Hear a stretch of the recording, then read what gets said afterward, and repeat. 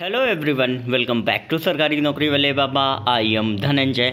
Ministry of home affairs में CISF steno और head constable की वैकेंसी निकली हुई है। मैंने ऑलरेडी आपको ये मई में आपको बताया था कि भैया स्टेनो की वैकेंसी सीआईएसएफ में भी निकलती है, और ये जो वैकेंसी है आपकी 4 साल बाद वैकेंसी निकल रही है, क्योंकि 2018 में भी ये निकली थी, 2017 में भी निकली थी। उस टाइम पर लगभग हर साल ये वैकेंसी निकलती थी, ठीक है। लेकिन इस बार 4 साल बाद आपकी रिक्रूटमेंट आई सीएसएफ स्टेनो की। यहाँ पर सब असिस्टेंट सब इंस्पेक्टर की यहाँ पे पोस्ट होती है स्टेनो की, साथ ही हेड कांस्टेबल मिनिस्ट्रियल। तो जितने भी स्टूडेंट्स जो टाइपिंग टेस्ट जो कर लेते हैं उनके लिए हेड कांस्टेबल की भी पोस्ट आई हुई है। फटाफट से देख लेते हैं। तो यहाँ पर 26 सितंबर से आपकी जो ऑनलाइन एप्लीकेशन है वो स्टार्ट है। 25 अक्टूबर तक आप सभी इसके फॉर्म भर सकते हो।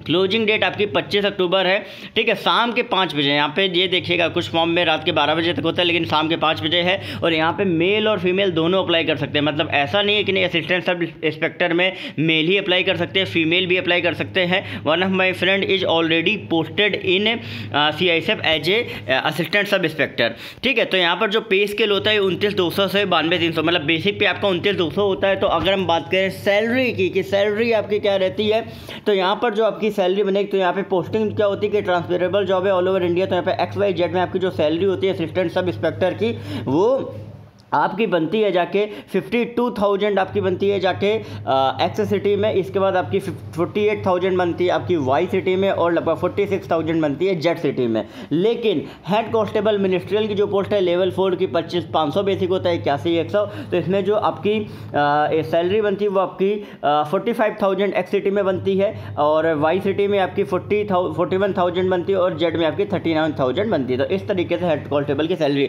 जो कि बहुत ही ज़बरदस्त सैलरी, और ये आपकी ट्रांसफरेबल जॉब है। हो सकता है कि आपको अपने घर के पास या होम स्टेट में भी पोस्टिंग मिल सकती है। तो यहाँ पे बाकी चीज़ें बताई गई कि पेंशन की 1 जनवरी 2000 बाद की के अकॉर्डिंगली आप सभी को पेंशन मिलेगी। सारी चीज़ें यहाँ पे लिखी गई हैं। अब यहाँ पे होगा क्या, जो आपके एग्जाम पैटर्न रहेगा वो आपका क्या रहेगा। सबसे पहले आपका रिटन एग्जामिनेशन होगा, फिर आपका फिजिकल स्टैंडर्ड टेस्ट होगा, फिर आपका स्किल टेस्ट होगा, फिर इसके बाद डॉक्यूमेंट वेरिफिकेशन और मेडिकल एग्जामिनेशन। इस तरीके का आप सब्जी का जो प्रोसीजर वो आपका रहेगा।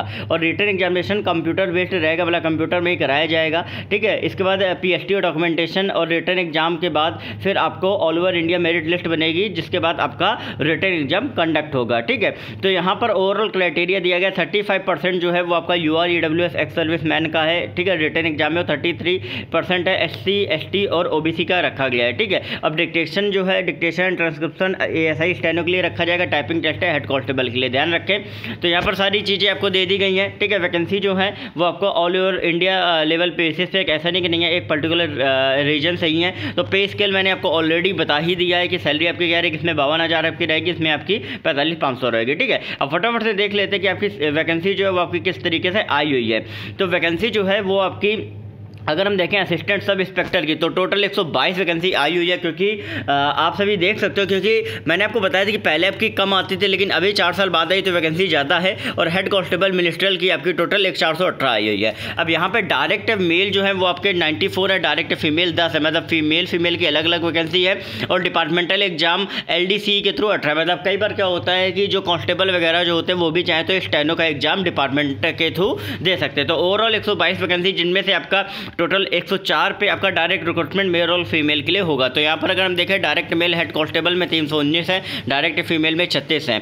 तो ओवरऑल अगर हम देखें तो लगभग 355 वैकेंसी जो है वो आपकी डायरेक्ट मेल फीमेल के थ्रू भरी जाएंगी, और डिपार्टमेंटल में 63 वैकेंसी हैं। टोटल 418 वैकेंसी के लिए रिक्रूटमेंट आया हुआ है, ठीक है। अब यहाँ पे एब्रीविएशन देख लेते हैं किस तरीके से आपका सारी चीज़ें आपकी यूज होंगे। शॉर्ट में आपको बता दिया गया। एलिजिबिलिटी क्राइटेरिया फटाफट देख लेते हैं। यहाँ पे 10+2 मांगा गया है, चाहे वो आपका ASI हो चाहे आपको हेड कांस्टेबल। एज लिमिट 18 से 25 साल आप सभी की रखी गई है। तो आप सभी स्टूडेंट जितने भी जो अप्लाई करना चाहते, देखिए यहाँ पर क्या है कि एज लिमिट का जो 18 से 25 का क्राइटेरिया वो बहुत सही क्राइटेरिया है। क्योंकि कई बार क्या होता है कि आपकी जो एज होती है वो आपकी इसी बीच में ही रहती है। तो आपके लिए अर्ली एज में बहुत अच्छा मौका है। 25 के ऊपर जिनकी है वो बाकी जो अदर एग्जाम है उस पर ध्यान दें, लेकिन ये 18 से 25 वालों के लिए बहुत ही बेहतर मौका है, ठीक है। अब यहाँ पे देख सकते हो कि यहाँ पे आपको अलग से आपको एज लिमिट भी दिया गया, जो भी OBC SC ST में है अलग से इनको दिया गया है, ठीक है।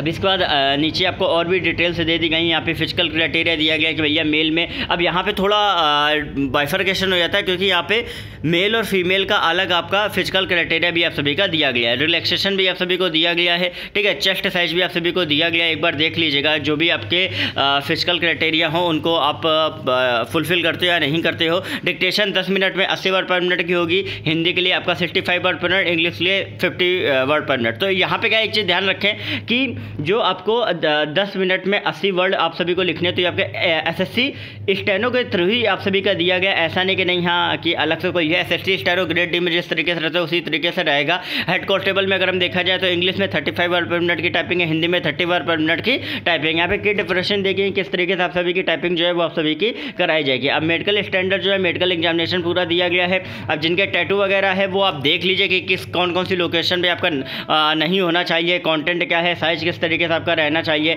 आई साइड जो है वो आपकी किस तरीके से रहनी चाहिए, वोस्ट और बेटर में किस तरीके से आप सभी का रहना चाहिए, ठीक है।